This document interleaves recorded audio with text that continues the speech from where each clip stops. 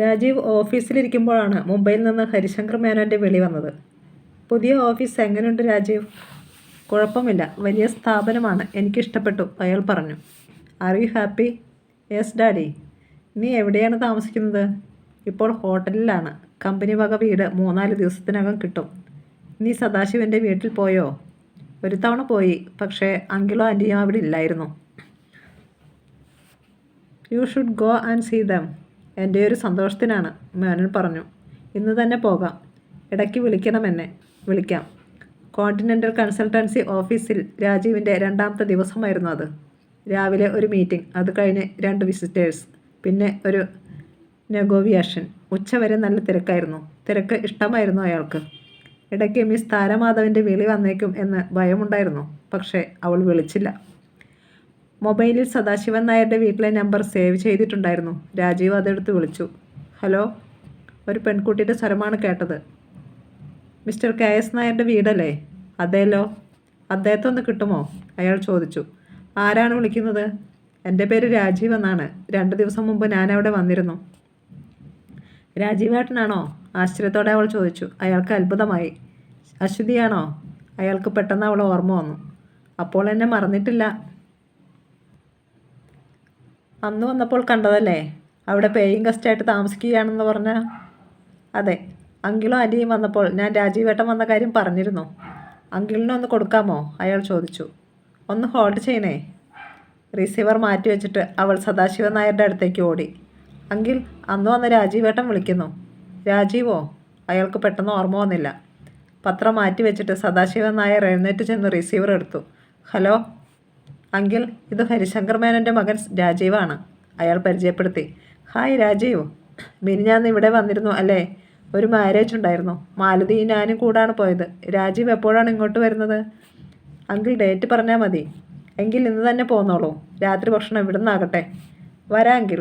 7 മണി കഴിഞ്ഞ്. Okay my boy. വൈകുന്നേരം ഓഫീസിൽ നിന്നിറങ്ങി കമ്പനി വക കാറിലാണ് ഹോട്ടലിലേക്ക് പോയത്. പിന്നെ കാർ വിട്ടു. സ്വകാര്യ സന്ദർശനത്തിന് പോകാൻ സ്വന്തം കാർ മതി. കുളിച്ച് വേഷം ധരിച്ച് രാജീവ് കുമാരപുരത്തേക്ക് പോയി. അയാൾ ചെന്നപ്പോൾ സദാശിവൻ നായരുടെ ഇന്ദീവരം എന്ന ഇരുനില വീടിൻ്റെ ഗേറ്റ് അടഞ്ഞു കിടക്കുകയായിരുന്നു. റോഡ് വക്കിൽ കാർ പാർക്ക് ചെയ്തിട്ട് അയാൾ ഗേറ്റ് തുറന്ന് അകത്തേക്ക് കയറി ചെന്നു. സന്ധ്യ കഴിഞ്ഞിരുന്നു. അപ്പോൾ വീട്ടുമുറ്റത്തുണ്ടായിരുന്ന പിച്ചകത്തിൽ പൂക്കൾ വിരിഞ്ഞ സുഗന്ധം അയാൾക്ക് അനുഭവപ്പെട്ടു. കോളിംഗ് ബെല്ലടിച്ച് അയാൾ സിറ്റൗട്ടിൽ കാത്തുനിന്നു. ആരാണെന്ന് നോക്കുമോളെ, അകത്തുനിന്ന് ഒരു സ്ത്രീസ്വരം പറയുന്നത് അയാൾ കേട്ടു. അശ്വതിയായിരിക്കും വന്ന് വാതിൽ തുറക്കുകയെന്ന് അയാൾക്ക് തോന്നി. പെട്ടെന്ന് വാതിൽ തുറക്കപ്പെട്ടു. അത് അശ്വതിയായിരുന്നില്ല, ദീപ്തി. രാജീവ് ഞെട്ടിപ്പോയി. മേജർ ജയരാമിൻ്റെ മകൾ ദീപ്തി. അവളെങ്ങനെ ഇവിടെ? അയാൾ തുറച്ചു നോക്കുന്നത് കണ്ട് അവൾ പെട്ടെന്ന് മുഖം തിരിച്ചു. ഞാൻ ഇരിക്കെ, ഞാൻ അങ്കിളിനെ വിളിക്കാം. അവൾ അകത്തേക്ക് പോയി.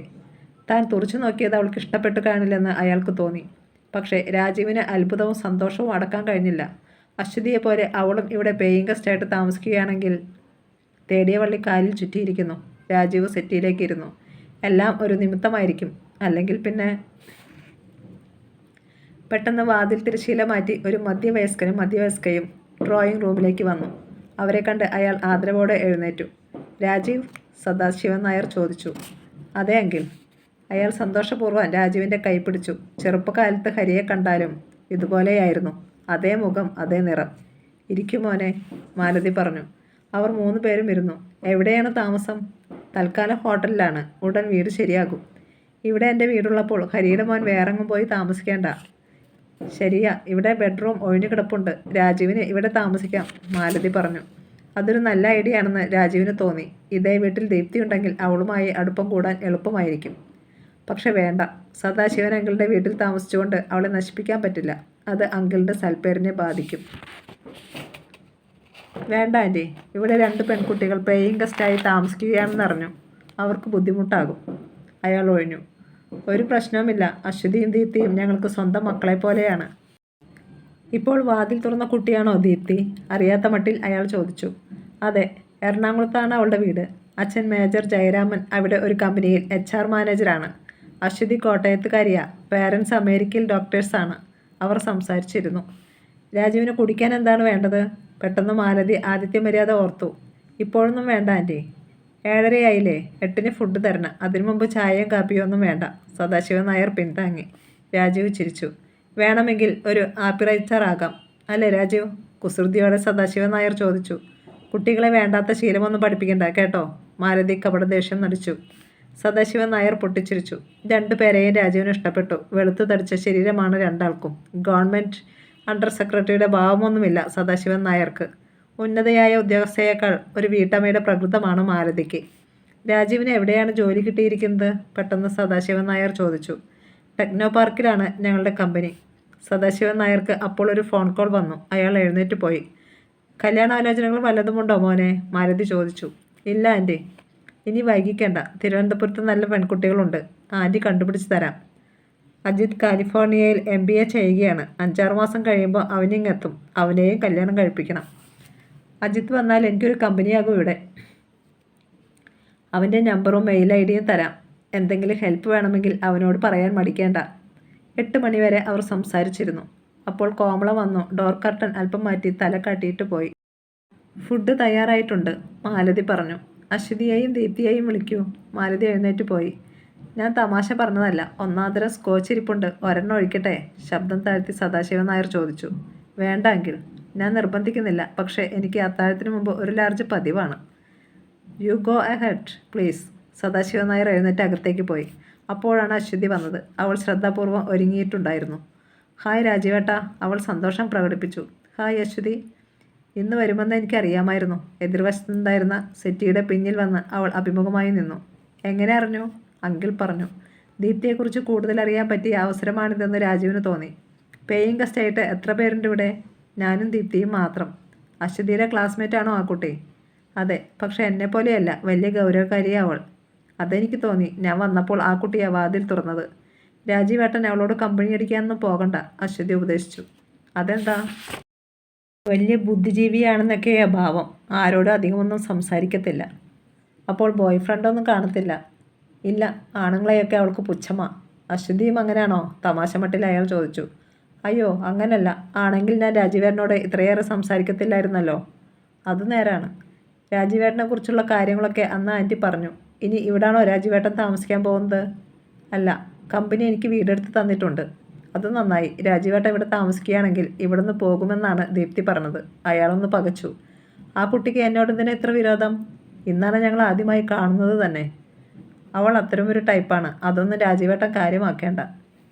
മേജർ ജയരാമൻ വഴി തന്നെക്കുറിച്ച് എന്തെങ്കിലും അറിവ് അവൾക്ക് കിട്ടിക്കാണുമോ എന്ന് അയാൾ ഭയപ്പെട്ടു. പക്ഷേ അതിന് സാധ്യത കുറവാണ്. രാജീവ് വരൂ, ഭക്ഷണം തയ്യാറായിട്ടുണ്ട്. മാലതി വന്ന് ക്ഷണിച്ചു. അവർ ഡൈനിങ് റൂമിലേക്ക് ചെന്നു. അപ്പോഴേക്ക് മുഖം അമർത്തി തുറച്ചുകൊണ്ട് സദാശിവൻ നായരും വന്നു. ദീപ്തി വന്നില്ലേ? അവളെ കാണാൻ അദ്ദേഹം ചോദിച്ചു. ഞാൻ വിളിച്ചുകൊണ്ട് വരാമെങ്കിൽ. അശ്വതി ഓടിപ്പോയി. മേശപ്പുറത്ത് വിഭവങ്ങൾ നിരന്നിട്ടുണ്ടായിരുന്നു. ചോറ്, ചപ്പാത്തി, മീൻ പൊരിച്ചതും കറി വെച്ചതും, ചിക്കൻ ഫ്രൈ, ബീഫ് കറി, അരിപ്പുട്ട്. രാജീവ് ഇഷ്ടമുള്ളതെടുത്ത് കഴിക്കാം. കോമളം നല്ലൊരു കുക്കാണ്. ഗസ്റ്റുകൾ വന്നാൽ അവൾ കൂടുതൽ ഉഷാറാകും, സദാശിവൻ നായർ പറഞ്ഞു. കോമളം എന്ന 40-കാരി നാണത്തോടെ ഡോർ കർട്ടന് പിന്നിലേക്ക് മറഞ്ഞു. അശ്വതിയും പിന്നാലെ ദീപ്തിയും ഡൈനിങ് റൂമിലേക്ക് വന്നു. വെള്ള നിറത്തിലുള്ള ഒരു മിഡിയും ടോപ്പുമാണ് അവൾ ധരിച്ചിരുന്നത്. ആ വേഷത്തിൽ അവൾ അതീവ സുന്ദരിയായിരുന്നു. മാലതിയുടെ അടുത്താണ് രണ്ടുപേരും ഇരുന്നത്. എതിർവശത്ത് രാജീവും സദാശിവൻ നായരും. ഞങ്ങൾക്ക് അജിത്തിനെ കൂടാതെ 2 മക്കൾ കൂടിയുണ്ട്. അവരാണ് ദീപ്തിയും അശ്വതിയും, മാലതി പറഞ്ഞു. അശ്വതിയെ ഞാൻ പരിചയപ്പെട്ടു. ദീപ്തിയുടെ മുഖത്ത് നിന്ന് കണ്ണുകൾ എടുക്കാതെയാണ് രാജീവ് അത് പറഞ്ഞത്. അവർ ഭക്ഷണം കഴിക്കാൻ ആരംഭിച്ചു. രാജീവിനെ ദീപ്തി പരിചയപ്പെട്ടില്ലല്ലോ. അങ്കിളുടെ ഫ്രണ്ട് ഹരിശങ്കർ മേനോൻ്റെ മകനാണ്. ഇവിടെ ഒരു കമ്പനിയിൽ മാനേജറായി ജോലി കിട്ടി വന്നതേയുള്ളൂ, സദാശിവൻ നായർ പറഞ്ഞു. അവൾ അത് കേൾക്കാത്ത മട്ടിൽ കുനിഞ്ഞിരുന്ന് ഭക്ഷണം കഴിച്ചതേയുള്ളൂ. ഞാൻ പറഞ്ഞത് എങ്ങനെ ഇരിക്കുന്നു എന്ന മട്ടിൽ അശ്വതി രാജീവിനെ നോക്കി. ദീപ്തി അവളുടെ കോളേജിലെ സ്റ്റാറാണിപ്പോൾ. നാഷണൽ ക്വിസ് കോമ്പറ്റീഷനിൽ പ്രസിഡന്റിൻ്റെ ഗോൾഡ് മെഡൽ വാങ്ങി വന്നേയുള്ളൂ കഴിഞ്ഞ മാസം. മാലതി അവളെ പ്രശംസിച്ചു. ഇതൊന്നും തന്നെക്കുറിച്ചല്ല പറയുന്നതെന്ന മട്ടിൽ ഗൗരവഭാവത്തിലിരുന്നതേയുള്ളൂ ദീപ്തി. അവളെ അങ്ങനെ വിട്ടാൽ പറ്റില്ലെന്ന് രാജീവിന് തോന്നി. ഇത്ര തലക്കൻ ആർക്കും പാടില്ല. അതൊന്നും വലിയ കാര്യമല്ല ആൻറ്റി. 4 ജനറൽ നോളജ് ബുക്കുകൾ വാങ്ങി രാപ്പകൽ കുത്തിയിരുന്ന് കാണാപ്പാടം പഠിച്ചാൽ 10ൽ തോറ്റ കുട്ടിക്ക് പോലും ക്വിസ് കോമ്പറ്റീഷനിൽ 1ാം സമ്മാനം മേടിക്കാം. അതിന് ഓർമ്മശക്തി മാത്രം മതി, ബുദ്ധി വേണമെന്നില്ല. പെട്ടെന്ന് ദീപ്തി കോപത്തോടെ ചാടി എഴുന്നേറ്റു. എല്ലാവരും ഞെട്ടിപ്പോയി. എന്താ മോളെ? സദാശിവൻ നായർ അമ്പരപ്പോട് ചോദിച്ചു. എന്നെ ഇൻസൾട്ട് ചെയ്ത ഒരാളുടെ കൂടെ ഇരുന്ന് ഫുഡ് കഴിക്കാൻ എനിക്ക് പറ്റില്ല. Sorry uncle. അവൾ വാഷ് ബേസിനരിയിൽ കൈ കഴുകിയിട്ട് മിന്നൽ വേഗത്തിൽ ഇറങ്ങിപ്പോയി. എല്ലാവരും സ്തബ്ധരായിരുന്നു. സോറി അങ്കിൾ, ഞാൻ വെറുതെ ഒരു തമാശ പറഞ്ഞതാണ്. പക്ഷേ ആ കുട്ടി... രാജീവ് വ്യസനം നടിച്ചു. സാരമില്ല രാജീവ്, വളരെ സെൻസിറ്റീവായ മൈൻഡാണ് ആ കുട്ടിക്കുള്ളത്. അമ്മ പണ്ടേ മരിച്ചുപോയി. അച്ഛൻ്റെ ഓമനയാണ്. അമിത ലാളനയുടെ ചില ദോഷങ്ങളും ആ കുട്ടിക്ക് കിട്ടിയിട്ടുണ്ട്, സദാശിവൻ നായർ പറഞ്ഞു. ബട്ട് അങ്കിൾ, ആ കുട്ടിയൊന്ന് വിളിക്കൂ. I am ready to apologise. അതിൻ്റെയൊന്നും ആവശ്യമില്ല രാജീവേട്ടാ. അവൾക്ക് ഇത്തിരി മുൻകോപം കൂടുതലാണ്. നമ്മൾ താഴ്ന്നു കൊടുത്താൽ തലയിൽ ചവിട്ടി നിൽക്കും. അശ്വതി അനുകൂലിച്ചില്ല. നല്ലൊരു ഡിന്നർ ഞാൻ കാരണം, രാജീവ് ദുഃഖഭാവത്തിൽ പറഞ്ഞു. സാരമില്ല, ഞാൻ ദീപ്തിയോട് സംസാരിച്ച് ശരിയാക്കാം. രാജീവ് കഴിക്ക്, സദാശിവൻ നായർ സമാധാനിപ്പിച്ചു. മൂകമായ അന്തരീക്ഷത്തിലാണ് പിന്നെ എല്ലാവരും ഭക്ഷണം കഴിച്ചത്. രാജീവ് ഉടൻ തന്നെ യാത്ര പറഞ്ഞു പോവുകയും ചെയ്തു. സദാശിവൻ നായരും മാലതിയും കൂടി മുകളിലേക്ക് കയറി ചെന്ന് ദീപ്തിയെ ആവുന്നത്ര നിർബന്ധിച്ചെങ്കിലും അവൾ ഭക്ഷണം കഴിക്കാൻ വന്നില്ല. രാജീവ് ഒരു തമാശ പറഞ്ഞതാണ്, മോളത് കാര്യമായിട്ട് എടുക്കരുത്. അങ്കിൽ പോ, എനിക്ക് കുറച്ച് വായിക്കാനുണ്ട്. രണ്ടുപേരും നിശബ്ദരായി താഴേക്ക് പോയി. അശ്വതിക്ക് സന്തോഷമായിരുന്നു. രാജീവേട്ടൻ പറഞ്ഞത് കേട്ടല്ലോ, നീ ഒരു സൂപ്പർ ജീനിയസ് ആണെന്നൊന്നും വിചാരിക്കേണ്ട. ശ്രമിച്ചാൽ എനിക്കും കിട്ടും 2 ഗോൾഡ് മെഡലൊക്കെ. എന്നാൽ അതൊന്ന് ശ്രമിച്ചു നോക്കരുതോ? എന്തിനാ വെറുതെ വീമ്പടിക്കുന്നേ? ദീപ്തി പരിഹസിച്ചു. എനിക്കിപ്പോൾ തന്നെ ഒരു ഗോൾഡ് മെഡൽ കിട്ടിക്കഴിഞ്ഞടി, ഇനി വേറെ വേണ്ട. അശ്വതി ഉദ്ദേശിച്ചത് എന്താണെന്ന് ദീപ്തിക്ക് മനസ്സിലായില്ല. രാജീവിനെ മനസ്സിലോർത്തുകൊണ്ടാണ് അശ്വതി അന്ന് ഉറങ്ങാൻ കിടന്നത്. പിറ്റേന്ന് കോളേജിൽ ചെന്നപ്പോൾ സരിത ടീച്ചറെ കാണാൻ ദീപ്തി ചെന്നു. മിസ്സേ, പ്രൊജക്റ്റിൻ്റെ കാര്യം സംസാരിക്കാൻ ആ കമ്പനിയിൽ പോകണ്ടേ? ഇനി അധികം ദിവസമില്ലല്ലോ, അവൾ ഓർമ്മിപ്പിച്ചു. ഞാൻ ജനറൽ മാനേജറെ വിളിച്ച് ഇപ്പോൾ തന്നെ സംസാരിക്കാം. സരിത ടീച്ചർ കോണ്ടിനെൻ്റൽ കൺസൾട്ടൻസി സർവീസിൻ്റെ GM വിജയ് സക്സേനയെ വിളിച്ചു. Tell her to come on Monday and meet our HR manager mister Gopal. ഉടൻ തന്നെ അദ്ദേഹത്തിൻ്റെ അനുവാദം കിട്ടി. ദീപ്തി, നീ തിങ്കളാഴ്ച രാവിലെ ചെല്ലാനാണ് പറഞ്ഞത്. ഹ്യൂമൻ റിസോഴ്സ് മാനേജർ മിസ്റ്റർ ഗോപാലിനെ കണ്ടാൽ മതി, ടീച്ചർ അറിയിച്ചു. Okay miss, thank you. തിങ്കളാഴ്ച രാവിലെ ദീപ്തി അവളുടെ കാറിൽ ടെക്നോ പാർക്കിലേക്ക് പോയി. നേരത്തെ പറഞ്ഞിരുന്നതിനാൽ കോണ്ടിനെൻ്റൽ കൺസൾട്ടൻസി സർവീസിൻ്റെ HR മാനേജർ ഗോപാലിനെ കാണാൻ അവൾക്ക് ബുദ്ധിമുട്ടുണ്ടായില്ല. സ്യൂട്ട് ധരിച്ച 40-കാരൻ. ദീപ്തി അയാളുമായി അല്പനേരം സംസാരിച്ചു. സോറി മിസ് ദീപ്തി, ടെക്നിക്കൽ കാര്യങ്ങളിൽ ഹെൽപ്പ് ചെയ്യാൻ ഞങ്ങളുടെ ഡെപ്യൂട്ടി GMനായിരിക്കും കൂടുതൽ പ്രാവീണ്യം. ഞാൻ അദ്ദേഹത്തെ പരിചയപ്പെടുത്താം. അവളെയും കൊണ്ട് അയാൾ ഓഫീസിൻ്റെ 2nd ഫ്ലോറിലേക്ക് പോയി. ഡെപ്യൂട്ടി ജനറൽ മാനേജറുടെ വാതിൽ തുറന്നു ദീപ്തിയോടൊപ്പം അയാൾ അകത്തേക്ക് കയറി. റിവോൾവിംഗ് ചെയറിൽ രാജീവിനെ കണ്ട് ദീപ്തി പെട്ടെന്ന് ഞെട്ടലോടെ നിന്നു.